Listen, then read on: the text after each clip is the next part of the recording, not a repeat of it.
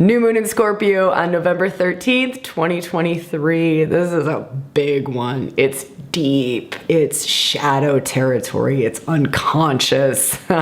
Secrets being revealed, hidden parts of self coming up to the surface. Mars, warrior god, is conjunct this new moon. So that brings a level of passion, a level of intensity, a level of action, a level of wanting to do something with these depths of self, or these depths of emotion, or these depths of passions that are arising. Opposite Uranus, we'll talk a little bit more about that, but that's expect the unexpected.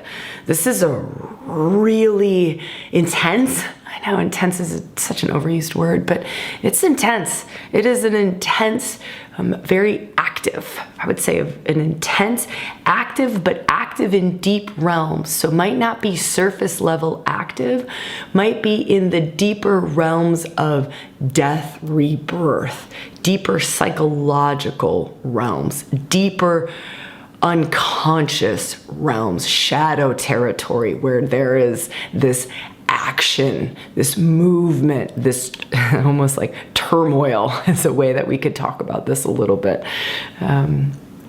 You'll have to excuse my voice in this episode, and just, I don't know, we'll see where this conversation goes. I want to give you everything I can in this conversation around the new moon.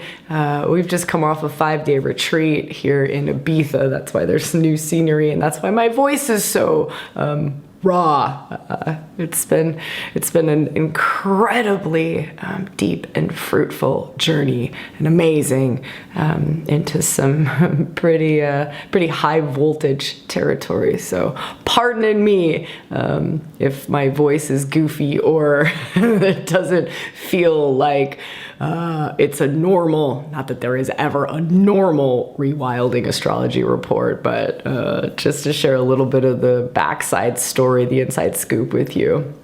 All right, let's get into this new moon. So let me feel into kind of right off the bat, what are some really powerful things that you could do, new moon rituals that you could do for this November 13th scorpionic new moon.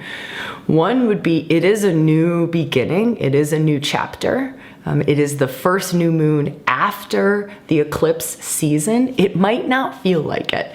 You might feel like you're being eclipsed now, especially with Uranus. Uranus holds similar, very different, but also threads of similarity. Uranus holds to eclipse energy, right? Where it's expect the unexpected, right? That's eclipse energy. What's being eclipsed in, what's being eclipsed out. Shock and awe can kind of be brought up, and that's eclipse season. So similar energy, because this new moon is in opposition to Uranus. Yeah, I know, right? Also, with it being Scorpio new moon, Uranus opposition, it's holding that axis point that this last eclipse was in. So the nodes of fate, if you've been listening, you can go back to the full moon report that I did on this last eclipse, and you'll know more about this if you're curious. Links above, links below. But this axis, it's the last of the eclipses on this axis, the nodes of fate. So it's very fated, very destined times eclipses. And the nodes of fate point to your destiny, right? They point to where you're headed on a soul path standpoint, soul purpose, soul path, what it is that brings you the greatest fulfillment in this life. Isn't that cool? There's a blueprint to that, right? Like, I wish I would have known that when I was like 15 and in high school, and we were taking all these like silly, crazy quizzes on, you know, what job should you have? Like, we should have just read charts. That should have been part of it. I think those, you know, like other forms of deep diving and really looking at what lights you up, fucking valid, right? But we should have also looked at astrology charts and like, oh, Sabrina, your north node is here. Like, this is the territory, this is the area, these are some of the themes that might light you up, right? It's a blueprint. Anyways, going back to this new moon and these nodes, this new moon, being that it's in Scorpio, right? So that means Sun is conjunct the moon, and for us is conjunct Mars for this new moon, all in Scorpio. It's a lot of Scorpio energy, right? A lot of Scorpio energy. But because Uranus is opposite, holding the Taurus energy, right? Opposite the new moon, we're still on this axis point. So this last eclipse, that full moon eclipse, was on this axis. So it's almost like it's not letting us go yet. That's the feel. It's like this full moon, this last little dance on that axis point, which can be considered, some people just surface level it and say this is the financial axis. Okay, that's one teeny tiny little itty bitty way of talking about this axis point. This axis point, Scorpio south node, Taurus north node. It's Scorpio south node. What's in the hidden? What's in the depths? What's in the shadow territory? Shadow work is so crazy powerful. All of November. This whole lunation cycle, shadow work is incredibly powerful. If you've ever wanted to dive into unconscious territory of self, into blocks and fears and hidden patterns, ancestral lines, past lifelines, that's all shadow territory. All those things are shadow territory, along with golden shadow. What are the potentials that reside within you? What are the gifts that have yet to be awoken in you? It's all shadow. It's all shadow. Reclamation of the feminine. I know so many of you who hang out in ReWilding, it's a draw to the reclamation of more aspects of our feminine. For some of us, it's more aspects of our masculine. Like, I would love to reclaim my wild masculine. I would love to reclaim my wild feminine. I would love to reclaim my medicine man, my medicine woman, my witch, my sorcerer, right? I would love to reclaim my mystic. I would love to open up. That's golden shadow. So this reclamation piece, this opening up to more parts of self, perfect. It's so perfect. If we could all take the month of November and just journey within, we would gain so much, right? Shamanic journeys. Oh gosh, I know some of you are very much into plant medicine, right? Plant medicine journeys, shamanic journeys, altered states of consciousness journeys, shadow work journeys, archetypal goddess, god journeys, working south and north node journeys, dark goddess territories, really crazy powerful. There's a reason for this. There's 3 of them, 3 powerhouse dark goddesses right now who are opposing Saturn, who is just turned direct. So when Saturn turns direct, he's at 0 degrees, right? Like, that's a stunning, he's at 0 degrees of Pisces. It's really a very karmic point being at 0 degrees. If you have your birth chart, I know I'm a little bit all over the place, but I want to give you a lot from a lot of different angles. And I'll just invite you to grab what resonates, listen to this again if you need to. If I've left some loops open, usually I'm able to come back and close those loops. So we'll see if you're like, wait, what? Where are we going on this wild fucking ride? I warned you. I just came out of a 5-day retreat, really expanded out into the allness of everything. It was an extraordinarily, yeah, I won't talk about that. I don't even think I have words for that, but trust what comes in this conversation. So let's talk about this Saturn piece. If you have your birth chart, you want to look at 0 degrees of any sign. If you've got any planets at 0 degrees, you might want to meditate on them and feel into that particular archetypal energy. Around 0 degrees, could be 1 degree, could be 29, right? Maybe from like 28 to 2. Anything that's from 28 to 2, kind of anywhere in your birth chart, you could feel into self-mastery of that aspect of self, right? Saturn is really holding this piece around self-mastery. To me, feels like when he's at 0 degrees, he's really drilling in on self-mastery, self-mastery, self-mastery, self-mastery. Whenever he stations direct, he's headed and pushing self-mastery, right? Oftentimes we look at Saturn, we're like, oh God, you know, Father Time, Lord of Karma, he's constraints, you know, like, he's a malevolent.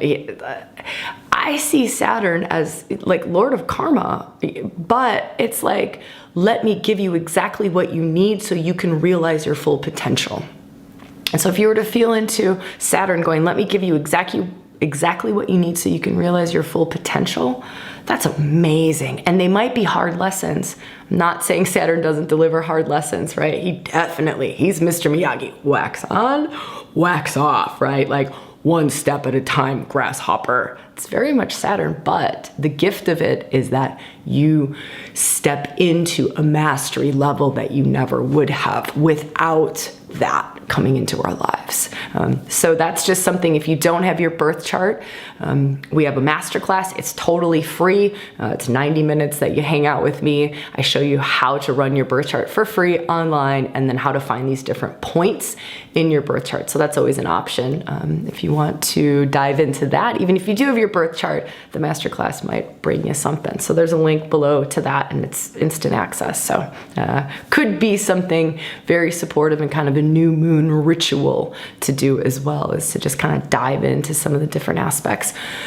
So while we're here talking about what to look at in your chart during this new moon, look at those points, 28 degrees to 2 degrees, anywhere in your chart. Feel into those points for self-mastery, right? So let's say Mars is at 0 degrees in your birth chart.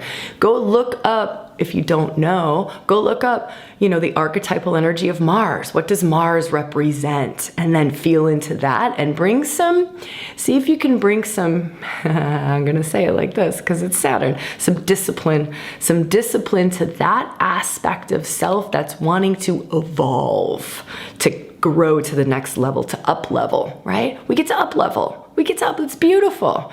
Okay, so that's the Saturn piece. The other piece in our charts to look at is 20 degrees of Scorpio. That's where this new moon's falling. So just look in your birth chart, 20 degrees of Scorpio. You can also look at the house that's falling in. So when you'll look, are there any planets around 20 degrees of Scorpio? You can also look, what's opposing, what's squaring. That gets a little complicated. You can dive into that more in the masterclass. That's free below if you want to. But just what's at 20 degrees of Scorpio and what house is that falling in, to see what area of your chart, what area of your life, so the house shows you the area of life, what area of life you're asked to dig deeper into, to get more real about, to get more honest about, to shine a light into what's hidden. It's like anything that we've swept under the carpet in that area of life, it's like the carpet's being lifted up.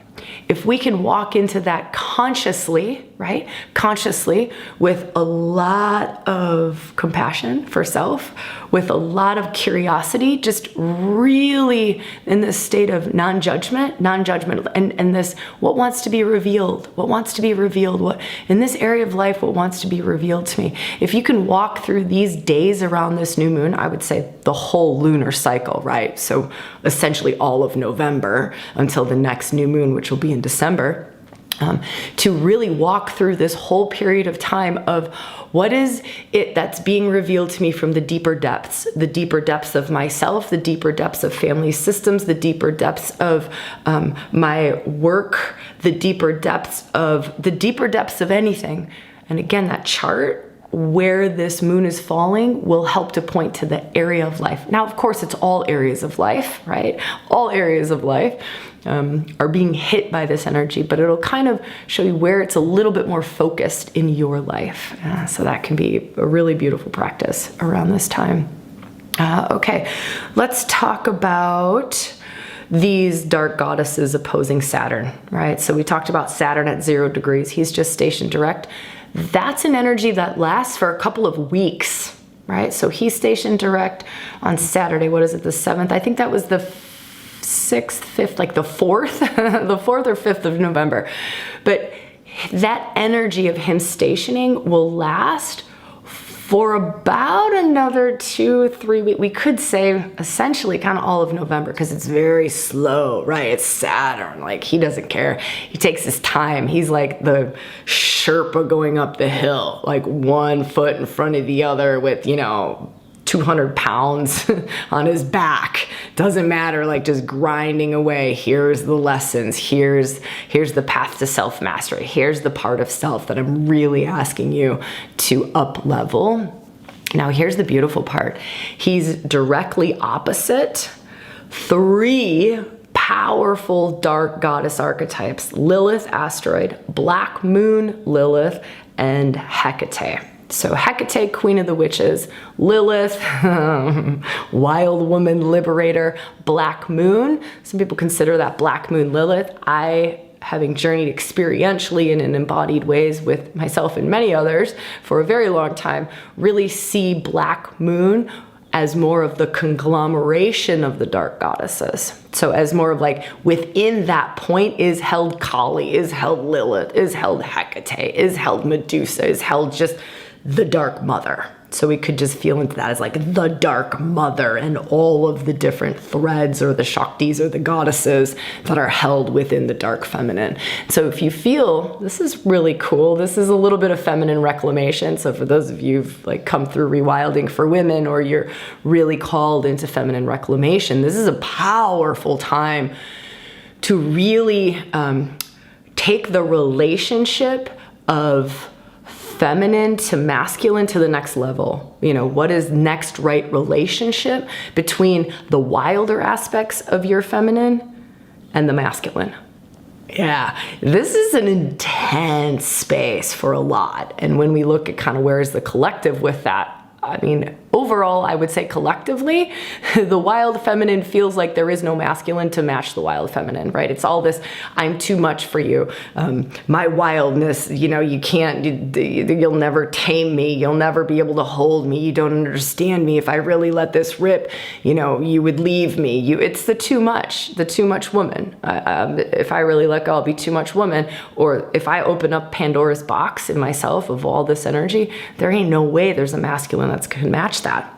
It's oftentimes a very deep, hidden, unconscious belief, or it's a belief that's become totally conscious and is now in our faces and we're living it, right? But many of us are still living it. If I become fully me, I won't be able to be in a relationship. Or if I fully become feminine me, I won't be able to be matched. Now this Saturn opposition, Saturn is one of the few masculine archetypes in astrology that can hold the fullness of the feminine.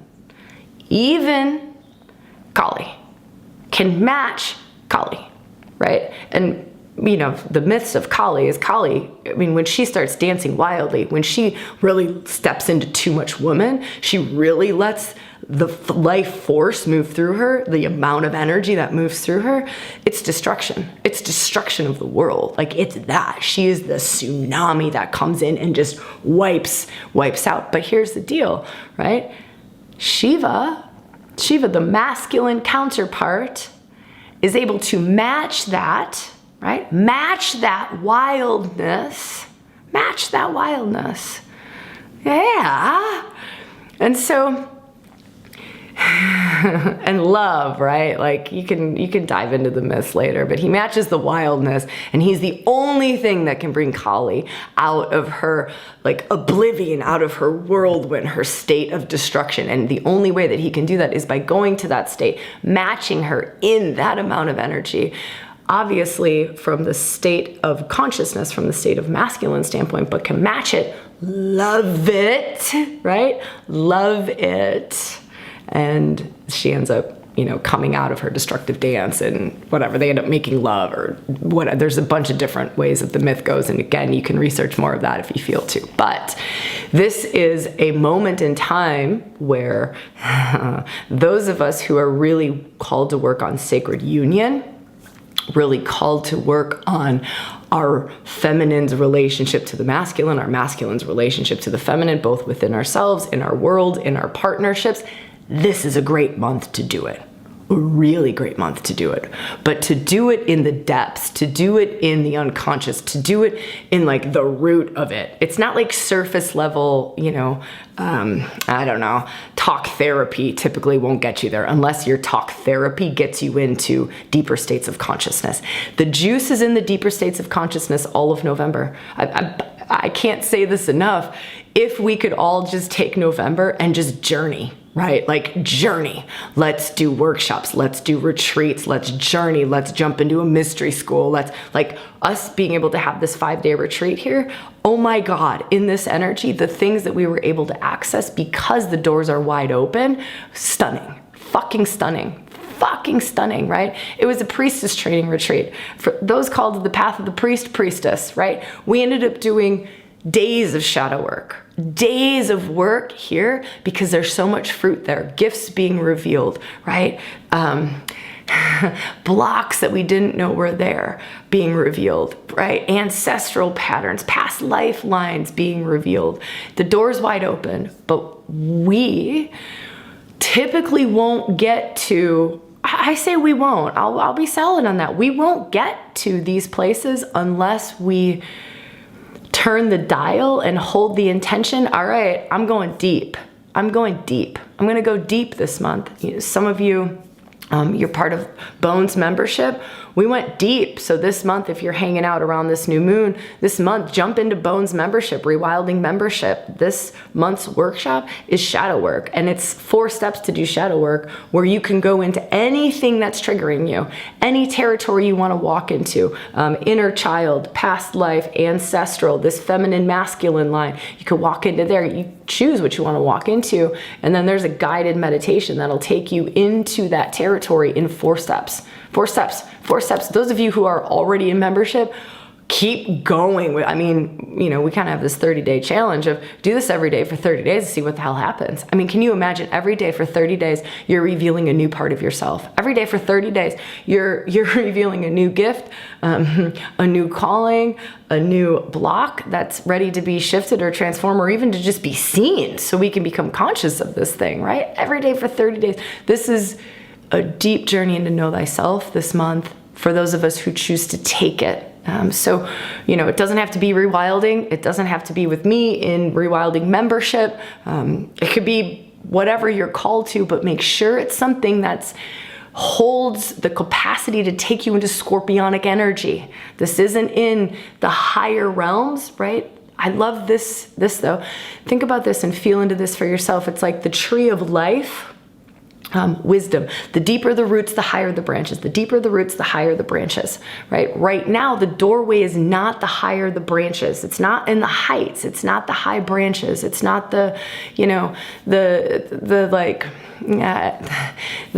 high level, high vibrating, go above your crown. I love this territory. It's fucking stunning territory. But that will open by going into the deeper roots. So this automatically opens by going into the deeper roots. So, and the door is much more open to the deeper roots. It's kind of like it's going to come up no matter what, but are we going to work with it? Do we have the tools to work with it? If you don't have the tools to work with it, there's a whole list of things below. There's a whole list of things below.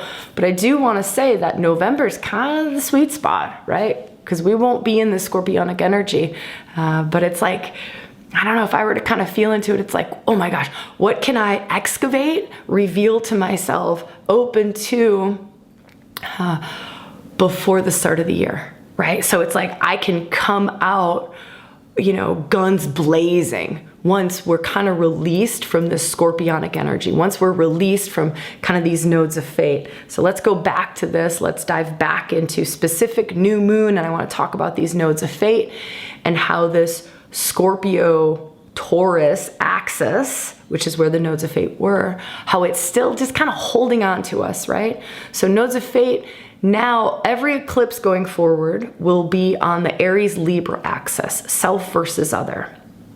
We're not there yet. We dipped a toe into it. So those 2 eclipses in October, first eclipse, dipped a toe into it. We got to dip a toe into relationships, self versus other, right? Then we went back. It was like, here, let's dip a toe into where we're headed to, and then we're going back real quick because we missed a bunch of stuff. So let's dip a toe into it, and now let's go back into the hidden unconscious, the shadow. What are you holding around relationships, right? In the scorpionic territory, the hidden, the unconscious, right? What are you holding in that territory? What are you holding? The depths of your emotions, like deep, stagnant energy in the body. That's also scorpionic. A really good practice around this new moon and this whole month of November, like I was sharing, is moving, finding ways to move old emotions, move old energy through the body.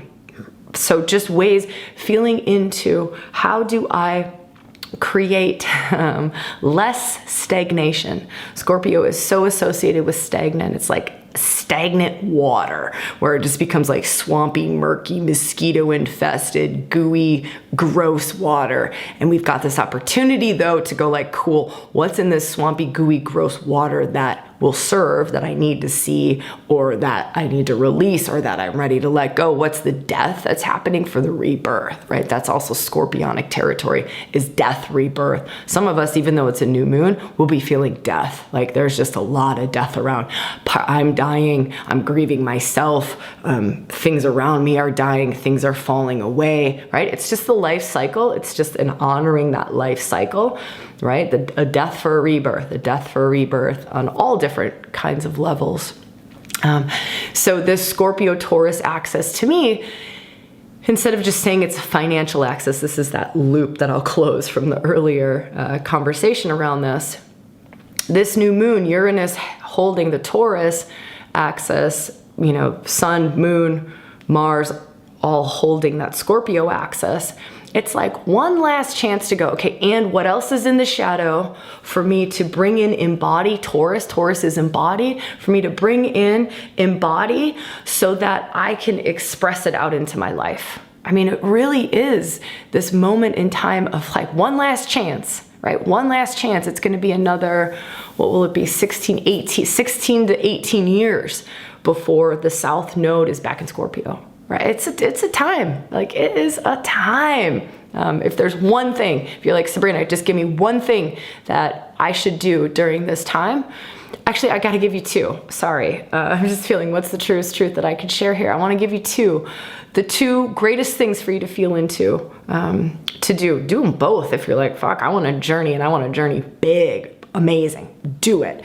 One would be get the November ReWilding membership workshop. Even if you just join for a month, it's $47. Who gives a shit? You get like 6 hours of workshops. It's all in this territory, right? Like, it's all in this territory. So that's 6 hours of workshops for $47. Perfect. Bang. Definitely do the November 1st workshop. It's only available this month. Come December 1st, gone, never to be accessed again. Unless you're a member, you get lifetime access, blah, blah. That's the first thing I would do, because that's shadow work. The shadow work with the dark goddesses. So those dark goddesses I was talking about, opposite Saturn, it's shadow work with a flavor of them. But again, it's the 4 steps to go into any shadow territory that you're called to, and many might bubble up. Maybe they already are for you.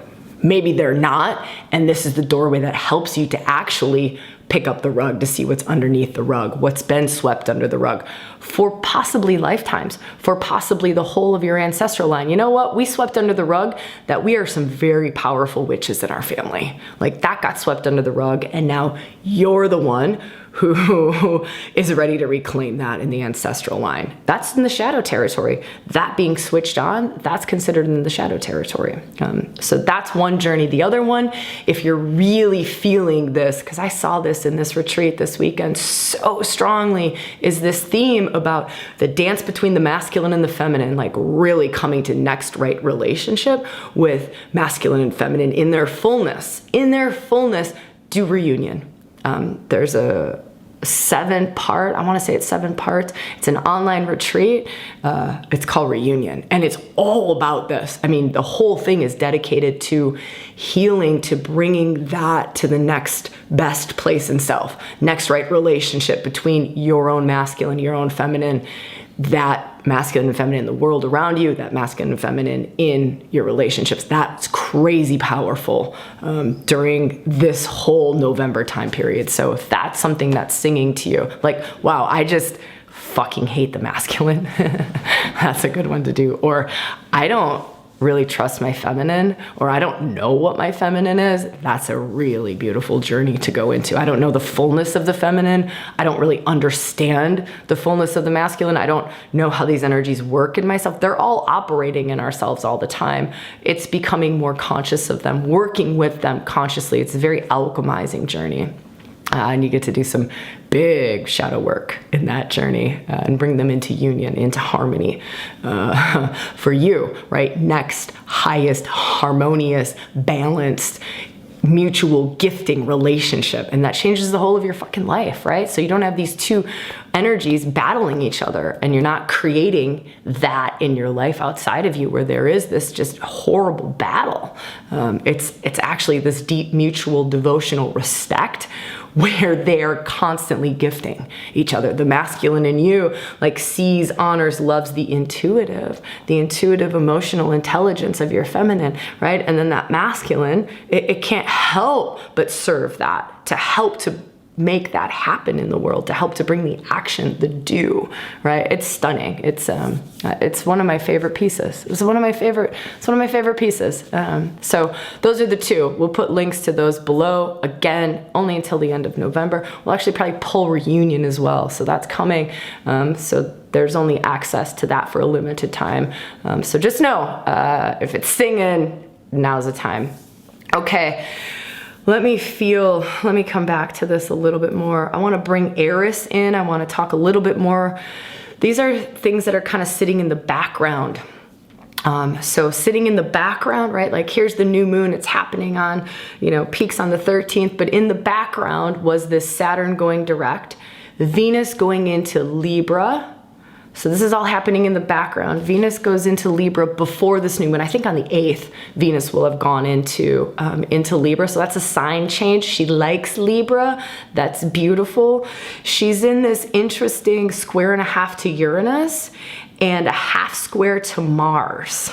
This could bring about in your Venus, right? Venus, feminine, here we go. This is more of that feminine masculine dance, right? This like, can we, in the fight, in the battle, in the argument, can we come to the next greatest respect for each other, right? Can we like puke out the old wounds, the old belief systems about each other, the old toxicity? Can the feminine release some of her toxic femininity? That's also shadow work. November, really good for shadow work.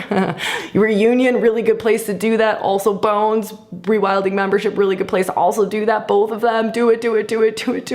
Do something, even if it's not that, right? But can the feminine release some of her old belief systems about the masculine, her old toxicity, and her old belief systems about herself, her old belief systems about the feminine, how we devalue the feminine in ourselves, or how we actually put more value on our own masculine, right? Or how we diminish, or how it's tricky territory, it's shadow, it's unconscious. You probably don't even know all the ways you deny your feminine. I've been doing this work for probably 20 years now, right? Like working in the feminine territory, facilitating it for almost a decade now. And I know I still have a lot more. It's a never ending journey. It's a never ending journey. Right? There's constantly more. The masculine and the feminine, they're constantly evolving, right? Consciousness is constantly evolving, right? You're very different than your grandparents. We as humans are constantly evolving. The masculine and feminine essences in us is constantly evolving. That means just innately, by a scientific fact, there's always going to be more. Isn't that beautiful? That's great. I love that. And so releasing toxicity in the feminine, releasing toxicity in the masculine, coming to more evolved expressions in the feminine, more full expressions in the feminine, coming into more evolved expressions of the masculine, more full expressions of the masculine. And that doesn't have to be in ourselves. You might be sitting there going like, Sabrina, I don't want to be more masculine. That's fucking great. But what you do want to do is have a respect, and you want to have a capacity to call in, to magnetize in, right? Maybe you're looking for a relationship, right? And you really want a masculine essenced being, and you really want to call in high level, right? High level evolved masculine expression. Well, are you able to call in high level masculine expression? Because your high level feminine has to have a respect and a devotion and a belief that that's even available. Because otherwise we'll never be able to create that. We'll deny it, we'll block it. We won't see it when it shows up. He'll walk right in front of you, or maybe she, right? Whatever body this masculine essence being is in will walk right in front of you. You can't even see him. Or you will project so badly onto them who they are not, that they just go the other way because they're like, I don't know what you're trying to make me be. Like, you're trying to make me not meet you, right? That's a lot of the masculine. You're trying to make me not meet you. You're telling me I can't hold you. You're telling me you're too much for me. You're telling me I can't meet you. Okay. I'm going to give you what you want. That's not true, but I'm not going to fight that. Like, that's a really hard projection for a person to get over. Some people, they're called to get past your projection with you, but why not just fix it? I don't know if fix it is the best word. I don't necessarily like that word. Why not just change that for yourself, right? Change it for yourself. All right. So let me feel for something else. Let's talk a little bit more about this Uranus piece that's opposing the new moon. Uranus, I kind of mentioned it before as it's a bit of like eclipse energy where expect the unexpected, expect shocking things to come in. The thing that I like about working in an embodied conscious way with Uranus is it's like, this will sound wild and crazy. Remember, I'm just coming off of a very intense retreat, right? So may this land in whatever way it's meant to. But it's like you can invite Uranus energy, and it's like when it's in these certain positions, like it is now opposite the new moon, it has a lot of strength. Right? It has a lot of strength. And because it's in Taurus, it has a lot of strength to move the physical world. Yeah, I know, right? Like, we actually have a capacity to do this. Us humans, we've barely tapped into our potential, but we have a capacity to, I don't want to say harness, because that feels like we're manipulating the energy, and I don't agree with that in any way, shape, or form. But it's like to work with the energy in a way that Uranus energy has a capacity to move physical objects in a way that it maybe normally wouldn't. Yeah, that's pretty cool, right? That's pretty cool. Let's not get ahead of ourselves, though. That's a long-term training. That's a lot of training to be able to work in ways with these sorts of energies. But we can kind of feel into it like that. It also will do what it does, right? It will also do what it does. It certainly does not need a human being to be the channel for it or to be the conduit for that Uranus energy. So let the lightning bolts strike where they will. If we hold that, may I see it, here's a really benevolent piece of this new moon. May I see it from a bird's eye view. May I see it from the highest perspective I can. May I see how this is perfect, how this too is perfect, even if it's like a radical change in life or something that is a bit painful, right? Because anytime it's like a drastic change, it can be painful. And so may I see it from a higher standpoint, from like my higher heart, my higher self. May I see it from there. And this is possible, very, very possible during this new moon because Neptune is trine to the new moon, right? That's one of the really grace-filled, I would say that's the most grace-filled aspect of this is Neptune trining this new moon. And a trine is a positive aspect. It brings very supportive energy to this new moon. So if things are feeling like, you know, like war, like, I mean, Mars is war. If it's like you're focused on the wars that are going on around the world or the atrocities that are going around the world or the war that's going on in yourself, or you're battling your masculine and your feminine in yourself, or you're battling your shadow, right? You're like shadow dancing with your partner all of November. Something really beautiful to do and to remember to do is let me see this from a bird's eye view.